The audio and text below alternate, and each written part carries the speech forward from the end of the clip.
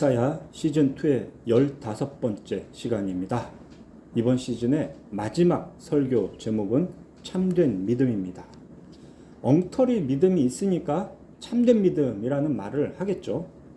이 시간에는 이사야서에 기록된 엉터리 믿음과 비교해서 참된 믿음이 무엇인가에 대해 묵상하고자 합니다.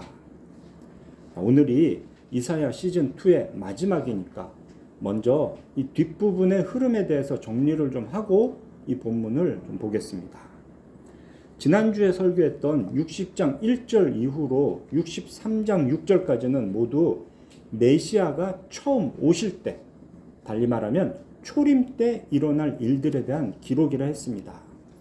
그리고 오늘 읽은 본문 다음인 65장 17절부터 이사야 마지막 66장 끝까지는 모두 새 하늘 새 땅에 대한 말씀, 그리고 불과 칼로 모든 혈육에게 심판하신다는 말씀입니다. 마치 신약 성경의 마지막에 있는 요한 계시록과 같이 메시아의 재림 때 일어날 일들에 대한 예언이 들어있는 거죠. 바로 그 사이 메시아의 초림 이후로 재림 직전까지의 상황에 대한 예언이 바로 63장 7절부터 오늘 읽은 65장 16절까지라 할 수 있습니다. 결국 우리는 이 말씀을 통해서 초림부터 재림까지 오늘 우리가 살고 있는 종말의 시대에 대한 교훈을 얻을 수가 있는 거죠. 그 종말의 시대에 대한 교훈의 핵심이 무엇일까요? 65장 13절과 14절은 사람들을 크게 두 무리로 구별합니다. 먹고 마시며 기뻐하고 즐겁게 노래 부르는 하나님의 종이 있고요. 그와 반대로 줄이고 목마르며 수치를 당하고 슬피 울며 통곡하는 너희가 있습니다. 이 둘 중에 참된 믿음을 가진 사람들이 누구겠습니까? 당연히 하나님의 종이라 불리는 무리겠죠. 그와 반대로 너희라 불리는 무리는 엉터리 믿음을 가진 사람들인 거고요. 66장으로 구성된 이 이사야서는 마치 66권으로 구성된 성경 전체를 함축한 것과 같다 했는데요. 그런 이사야서가 말하는 종말의 시대에 가장 중요한 사실이 무엇인가? 바로 이처럼 참된 믿음을 가진 하나님의 종과 엉터리 믿음을 가진 너희라는 두 무리가 구별된다는 겁니다. 이 두 무리의 구별이 왜 중요할까? 이것은 메시아의 사역과 밀접한 관련이 있습니다. 지난주 설교 제목 기억하십니까? 은혜의 해, 보복의 날이었죠. 장차 오실 메시아에 대한 예언의 핵심이 바로 그것이었습니다. 은혜와 보복, 달리 말하면 구원과 심판이었던 거죠. 오늘날의 우리는 지난주 설교를 통해서 메시아로 오신 예수님께서 은혜의 해는 그때 이미 이루셨는데 보복의 날은 아직 완성되지 않았다라는 것을 알고 있습니다. 그런데 이 이사야서에 기록되어 있는 말씀을 처음 들었던 당시의 이스라엘 사람들, 그리고 그 뒤로 오랫동안 이 말씀을 붙들고 메시아 오기를 기다리던 이후의 이스라엘 사람들은 어떤 생각을 했겠습니까? 그들은 장차 여기에 기록된 메시아가 오시면 은혜와 보복, 구원과 심판이 동시에 임한다고 이해했을 겁니다. 그래서 이런 질문을 갖게 되는 겁니다. 메시아가 오실 때 은혜로 구원받을 사람은 누구고 보복으로 심판당할 사람은 누구인가? 이사야의 예언을 들은 이스라엘 사람들은 이런 질문에 대해서 자기들은 답을 잘한다라고 생각했을 겁니다. 하나님의 은혜를 입어서 구원받는 것은 당연히 이스라엘이고 하나님의 보복으로 심판받는 것은 당연히 이방인이라고 생각했던 거죠. 그래서 장차 메시아가 오시면 이스라엘은 구원을 얻고 이방인은 심판을 받는다라고 기대했던 겁니다. 훗날 그 땅에 오신 예수께서 자신이 약속된 메시아다라고 밝히셨을 때 메시아여, 그러면 이제 로마를 물리치시고 우리를 구원하소서라고 외쳤던 이스라엘 사람들의 믿음이 그런 것이었습니다. 그런데 이사야서에 기록되어 있는 하나님의 뜻, 진짜 하나님의 계획은 무엇이었습니까? 42장 6절, 내가 세울 메시아는 백성의 언약과 이방의 빛이 될 것이다 라고 했죠. 그걸 좀 더 자세히 말한 게 49장 6절입니다. 나의 종은, 메시아는 이스라엘 중에 남은 자를 돌아오게 하고 이방의 빛으로 삼아 구원을 베풀 것이다 라고 했습니다. 이게 하나님의 뜻이었어요. 이처럼 하나님은 이스라엘 중에서도 언약의 대상으로 택하심을 받은 남은 자, 그리고 이방인에게 구원의 은혜가 임할 것임을 분명히 계속해서 말씀하셨습니다. 그렇다면 이러한 하나님의 계획과 전혀 다른 잘못된 기대를 한 이스라엘의 엉터리 믿음은 어디서 시작한 것일까요? 지속적으로 밝혀주신 하나님의 뜻은 깡그리 무시하고 언제나 자기 중심적으로 생각하는 그런 이스라엘의 죄에서 시작한 겁니다. 이사야서 시즌2를 마무리하는 이 시간에 우리는 바로 그런 이스라엘의 모습을 볼 겁니다. 이 말씀을 통해서 오늘날 성도라 하는 우리의 모습, 또 그리스도의 몸이라 하는 교회의 모습을 돌아보고 다시 한번 하나님의 말씀을 마음에 새기는 은혜가 함께 하시기를 바랍니다. 제가 서두에 이사야서의 뒷부분 흐름에 대해서 간략히 정리를 해드렸는데요. 그러니까 초림에 대한 말씀, 종말에 대한 말씀, 재림에 대한 말씀입니다 라고요.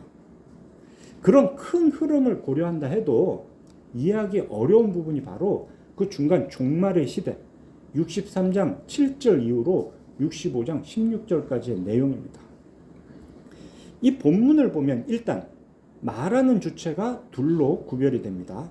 앞부분 63장 7절부터 64장 12절까지는 이스라엘 백성이 하는 말이에요. 그 다음 65장 1절부터 16절까지는 하나님께서 직접 하시는 말씀입니다. 이 앞부분 이스라엘 백성이 하는 말들을 한번 보면 그냥 대충 보기에는 별 문제가 없어 보입니다.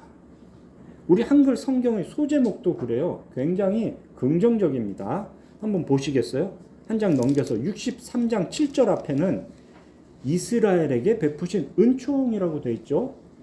그 다음 15절 앞에는 자비와 사랑을 구하는 기도라고 되어 있습니다. 이걸 저는 이제 이스라엘의 애절한 기도라고 하겠습니다. 하나님께서 베풀어 주신 은총을 고백하고 그런 하나님께 자비와 사랑을 구하는 기도를 하면, 애절하게 기도를 하면 그보다 더 좋은 믿음이 어디 있을까 싶죠.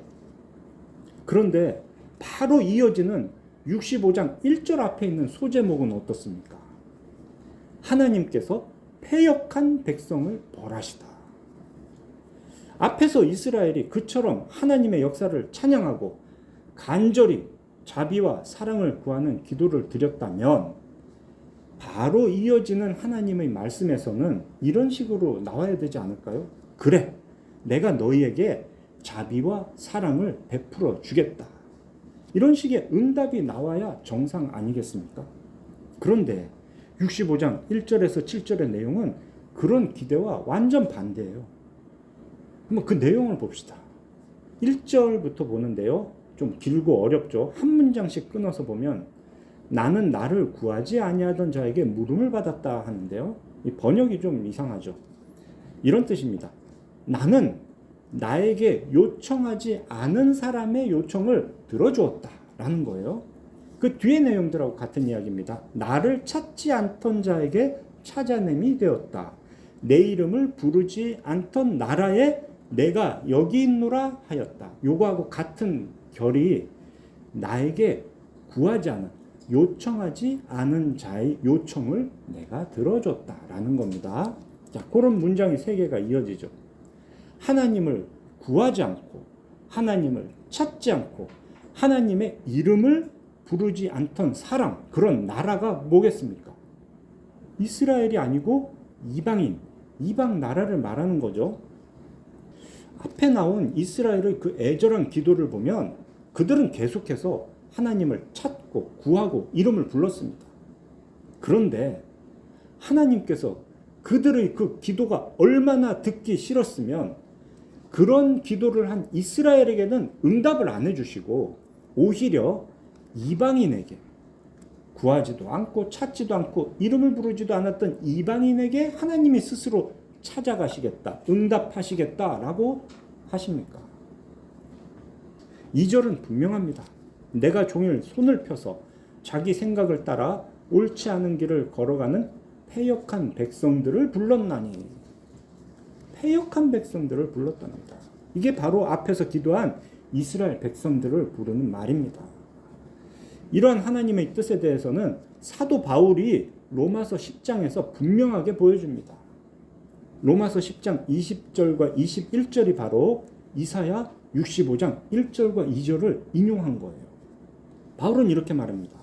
내가 나를 찾지 아니한 자들에게 찾은 바 되고 내게 묻지 아니한 자들에게 나타났노라. 이스라엘에 대하여 이르되 순종하지 아니하고 거슬러 말하는 백성에게 내가 종일 내 손을 벌렸노라 하였느니라. 하나님의 뜻을 예수님을 통해 직접 배웠던 사도 바울은 이 이사야서의 말씀을 이렇게 적용했어요. 해설해 줬습니다. 이스라엘이 순종하지 않고 거슬러 말하는 백성이라고 분명히 설명해 줬어요. 마태복음 8장 12절과 또 13장 41절을 보면 예수님이 이렇게 말씀하셨습니다. 나라의 본 자손은 쫓겨난다라고요. 하나님의 은혜는 이처럼 이스라엘에게서 시작을 했지만 많은 이스라엘이 하나님의 심판을 받게 됩니다. 오히려 종말의 시대에 그 은혜는 이방인이라고 했던 온 열방에게 확산이 되는 것. 이게 원래 하나님의 뜻이었습니다. 3절 이후로 그렇게 패역한 이스라엘에 대해 구체적인 내용을 말씀하시는데요. 이걸 보면 이스라엘의 믿음이 얼마나 엉망인지를 알 수 있습니다. 3절과 4절은 우상을 숭배하며 가증한 짓을 하는 게 묘사되고요. 5절 너는 네 자리에 서 있고 내게 가까이 하지 말라. 나는 너보다 거룩하니라 라고 말합니다. 얼마나 교만한 겁니까? 너는 더러우니까 거룩한 내 근처에 얼씬도 하지 마. 이게 이스라엘의 태도였습니다. 교만한 태도였어요. 하나님은 이런 이스라엘을 내 코에 연기요 종일 타는 불이라 말씀하십니다. 그만큼 불쾌하다는 거예요. 그렇게 괴롭다는 거예요. 그 이스라엘의 태도가. 6절과 7절 하나님께서는 이들의 죄에 반드시 보응하시겠다 하십니다. 바로 앞에 기록된 그 이스라엘의 애절한 기도를 만약에 참된 믿음의 기도로 본다면 이와 같은 65장의 하나님의 응답을 도무지 이해할 수가 없습니다. 그렇지만 그 이스라엘의 애절한 기도가 패역한 자들의 가증한 기도라는 것을 알고 보면 65장에 나타나는 하나님의 진노가 이해가 됩니다. 그 기도가 가증한 기도라는 것을 염두에 두고 그 이스라엘의 애절한 기도를 다시 보면 이렇게 좀 정리할 수가 있는데요. 우리 한 장 다시 넘겨서 63장 7절 이후를 훑어보겠습니다. 63장 7절에서 14절까지 기도에 앞서서 하나님께서 베풀어 주신 은혜를 고백하는데 이건 잘한 일이죠. 우리는 항상 기도를 그렇게 해야 됩니다. 그런데 문제는 그런 은혜를 당연한 것으로 여겼다는 거예요. 15절 보세요. 주의 열성과 주의 능하신 행동이 이제 어디 있습니까? 주께서 베푸시던 간곡한 자비와 사랑이 내게는 그쳤습니다. 조상들에게 크신 은총 베풀어 주셨으니 지금 우리에게도 은혜 베풀어 달라는 것은 틀린 생각은 아닙니다.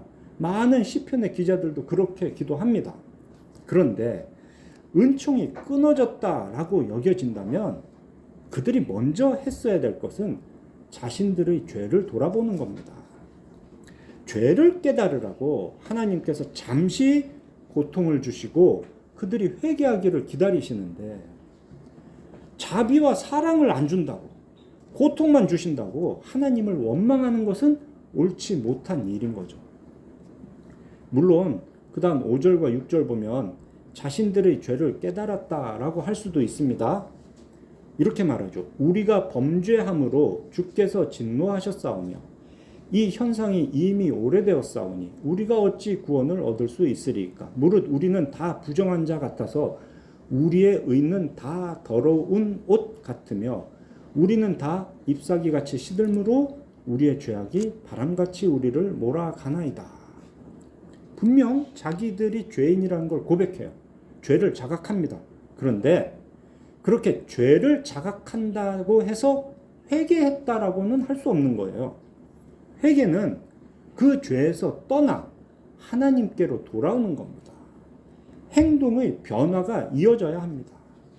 그런데 이어지는 7절을 보세요. 주의 이름을 부르는 자가 없으며 스스로 분발하여 주를 붙잡는 자가 없사오니 이는 주께서 우리에게 얼굴을 숨기시며 우리의 죄악으로 말미암아 우리가 소멸되게 하셨음이니이다. 굉장히 뭔가 거룩한 이야기를 하는 것 같은데요. 핵심은 이겁니다. 내가 내 잘못은 알겠는데 하나님께로는 못 돌아가겠어. 왜? 하나님 때문에. 하나님 때문에 하나님께로 돌아가지 않는답니다. 죄를 깨달았다면 하나님의 이름을 부르고 하나님을 간절히 붙잡아야 합니다. 그러면 하나님은 반드시 그 얼굴을 그에게로 향하여 드셔서 회복의 은혜를 베풀어 주십니다. 하나님은 그런 분이에요. 어떤 상황에서도 우리에게 마음만 있으면 주의 이름을 부를 수 있습니다. 주를 붙잡을 수 있습니다. 그런데도 하나님이 얼굴을 가리셔서 자기가 하나님의 이름을 못 부른다, 자기가 하나님을 붙잡지 못한다라는 말은 핑계일 뿐입니다. 자기는 손 하나 까딱 안 하고 모든 것을 하나님 탓으로 넘기는 아주 악한 태도입니다. 8절도 보세요. 우리는 진흙이고 주는 토기장이시니 우리는 다 주의 손으로 지으신 것이라 하죠. 이것도 굉장히 다른 성경들과 일맥상통하는 말 같아요. 거룩한 이야기 같죠. 토기장이와 진흙의 비유는 예레미야서에 하나님께서 직접 알려주신 이야기입니다. 그러니까 이런 말은 옳은 거 아닌가 할 수 있는데요. 똑같은 토기장이와 진흙의 비유지만 적용을 완전히 반대로 하고 있는 겁니다. 예레미야 18장에서 하나님께서 예레미야에게 토기장이를 보여주면서 주신 교훈의 의미가 무엇입니까? 토기장이가 진흙으로 그릇을 빚다가 마음에 안 들면 뭉개고 새로 만들 수 있다는 거예요. 하나님께서 이스라엘을 만드셨지만 심판하신다 해서 이스라엘이 하나님께 불평할 수 없다라는 걸 가르쳐주는 게 토기장이와 진흙의 비유의 의미입니다. 그런데 이 이사야서에서 이스라엘은 뭐라고 말합니까? 진흙이 토기장이에게 자기를 뭉개버리지 말라라고 요청하는 것으로 적용을 한 겁니다. 토기장이의 권리가 중요한 게 아니고 진흙의 권리가 중요하다라고 말하는 거예요. 똑같은 비유를 완전히 반대로 적용하는 겁니다. 10절 이후로 주의 거룩한 성읍, 거룩하고 아름다운 성전이 무너지고 불에 탔으니 그냥 두실 겁니까? 라고 하죠. 이것도 굉장히 뭔가 하나님을 챙기는 것 같아요. 그런데 그들이 언제부터 예루살렘 성읍과 성전을 하나님의 것이라고 여겼습니까? 성읍과 성전은 자기들의 유익을 위한 도구 아니었습니까? 이처럼 가증한 이스라엘의 모습을 우리는 신약에서 확인할 수 있습니다. 이 부분이 전부 다 그 예수님이 처음 오신 이후로 다시 오실 때까지 그 종말의 기간 이야기라 했죠. 예수님 당시에 바리새인과 같은 유대 지도자들의 모습이 이와 똑같은 겁니다. 마태복음 23장 전체가 외식하는 바리새인과 서기관들에게 화를 선언하는 예수님의 말씀이죠. 화 있을진저 외식하는 서기관들과 바리새인들아 라는 말씀을 7번 하신 다음에 이렇게까지 말씀하십니다. 마태복음 23장 33절. 뱀들아, 독사의 새끼들아, 너희가 어떻게 지옥의 판결을 피하겠느냐. 이스라엘 중에서도 가장 종교적이라는 바리새인 서기관들에게 하시는 말씀입니다. 이스라엘의 지도자라는 사람들은 예루살렘에서 이권을 누렸고 성전에서 돈을 벌었습니다. 결국 오늘 우리가 읽은 이 65장 8절에서 16절까지 기록된 모든 상황들, 하나님의 백성과 너희의 구별은 예수께서 실제로 오신 이후에 구체적으로 실현된 것을 우리는 신약 성경을 통해서 확인할 수 있습니다. 대부분의 이스라엘은 그렇게 교만하고 완악해서 버림을 받습니다.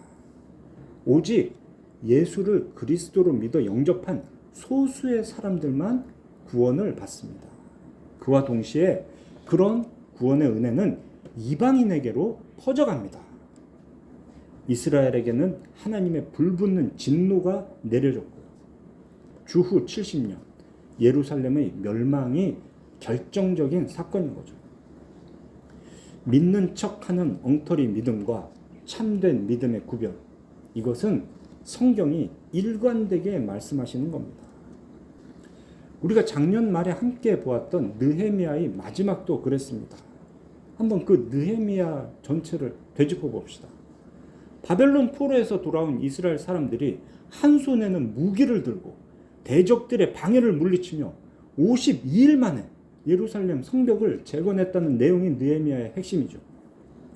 모든 백성이 수문학 광장에 모여서 학사 에스라의 지도로 율법을 배우는데 크게 기뻐했습니다. 그때 이런 맹세를 했어요. 우리는 이방 결혼을 하지 않겠다. 11조 잘 드리겠다. 안식일을 거룩하게 지키겠다. 라고 맹세했습니다. 그런데 느헤미야의 마지막에는 무엇이 기록되어 있었습니까? 성전을 맡은 제사장들이 성전 안에서 가장 큰 방, 곳간을 그들의 대적이었던 암몬 사람 도비아에게 내주었습니다. 민장들이 11조를 제대로 내고 관리하지 않아서 레위인이 먹고 살기 위해 자기 밭으로 도망을 쳤습니다. 백성들은 안식일에 장사와 같은 그런 자기 이익을 위한 일들을 했습니다.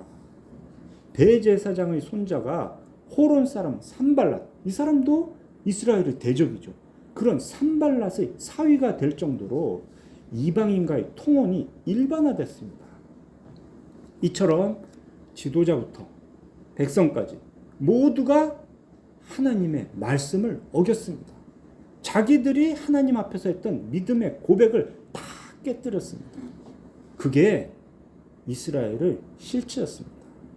그 이야기들은 이사야서가 기록된 다음 200년 이후에 예루살렘에서 일어났던 일들입니다.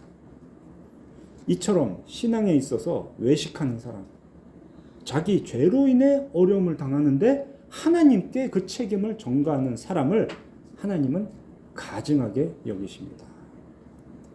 자신이 죄인이라고 거룩한 척 고백은 하면서 그 죄에서 돌이킬 생각도 하지 않는 것을 하나님은 코의 연기와 같이 괴롭게 여기십니다. 구약의 마지막 선지서인 말라기에 기록된 하나님의 말씀은 그 절정입니다. 말라기 1장 10절. 만군의 여호와가 이르노라. 너희가 내 제단 위에 헛되이 불사르지 못하게 하기 위하여 너희 중에 성전 문을 닫을 자가 있었으면 좋겠도다. 내가 너희를 기뻐하지 아니하며 너희가 손으로 드리는 것을 받지도 아니하리라. 이런 모든 선지서에 기록된 예언들, 또 그 예언의 성취로 오신 예수께서 하신 말씀들이 다 그랬어요. 문제는 이 똑같은 성경을 읽고도 이해하는 것이, 적용하는 것이 다 제각각이라는 겁니다. 사실 많은 목사들은 이사야서에 기록된 이 이스라엘의 기도를 긍정적으로 봅니다. 이게 믿음의 기도라고. 우리도 그렇게 기도하자고. 제가 살펴본 주석의 거의 70% 이상이 다 그랬고요. 문제는 우리 교단의 복 있는 사람 해설도 그랬다는 겁니다. 64장에 대한 묵상이 지난 12일자였는데 그 큐티 해설의 마지막에서 이렇게 제안을 합니다. 우리도 이런 기도를 해보면 어떨까요? 잠잠하지 마시고 용서해 주시고 도와달라는 기도 말입니다. 이런 식의 적용이 감동적이고 그럴싸하지만 참된 믿음에는 전혀 도움이 되지 않습니다. 안타까운 일일 뿐이에요. 성경은 분명 우리에게 교훈을 줍니다. 성경은 분명 참된 믿음이 무엇인지를 우리에게 깨닫게 해 주십니다. 그런데 그 안에는 우리가 본으로 삼아야 하는 것이 있고요. 타산지석으로 삼아야 하는 것이 있습니다.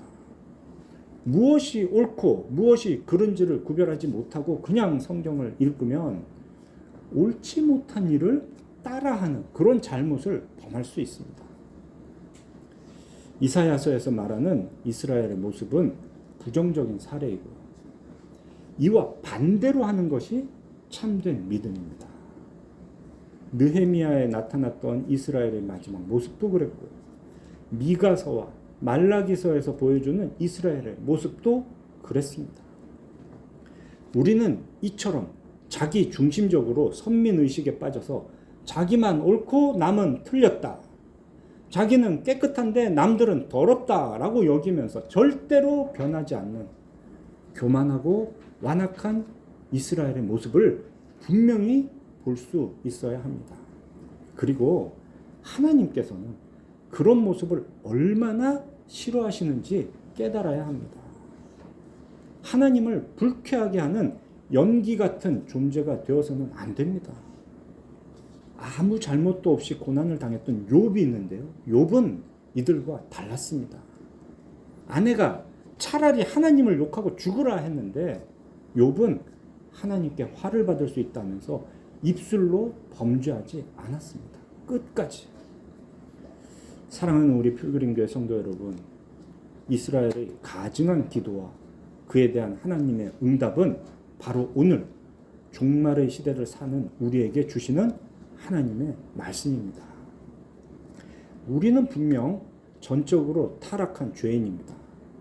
그런 우리가 택하심을 받았다? 그것은 그럴 만한 이유가 우리에게 있어서가 아닙니다. 오직 하나님의 사랑으로 택하심을 받아서 남은 자가 된 겁니다. 우리가 구원받는 것은 그렇게 전적으로 하나님의 은혜인 거죠. 그렇다고 해서 우리가 아무것도 안 해야 된다라는 것도 아니고요. 그렇다고 해서 우리가 뭔가를 열심히 해야 된다라는 것도 아닙니다. 어렵지만 중요한 것은 태도이고 마음입니다. 하나님은 중심을 보십니다. 예수께서 이와 관련된 아주 중요한 말씀을 해주셨죠. 마태복음 25장 마지막 때에 인자가 오셔서 심판하시는 모습인데요. 양과 염소를 구별하듯 의인과 악인을 구별하십니다. 물론 이 말씀에서 작은 자 하나에게 한 일과 그에게 하지 않은 일을 말하는데 중요한 것은 하나님이 이렇다라고 평가하실 때 그 말을 듣는 사람들의 태도인 거죠. 구원받은 의인은 이렇게 말합니다. 우리가 어느 때 주를 대접했습니까? 라고요. 그런데 심판받는 악인은 이렇게 말합니다. 우리가 어느 때에 주를 공양하지 않았습니까? 라고.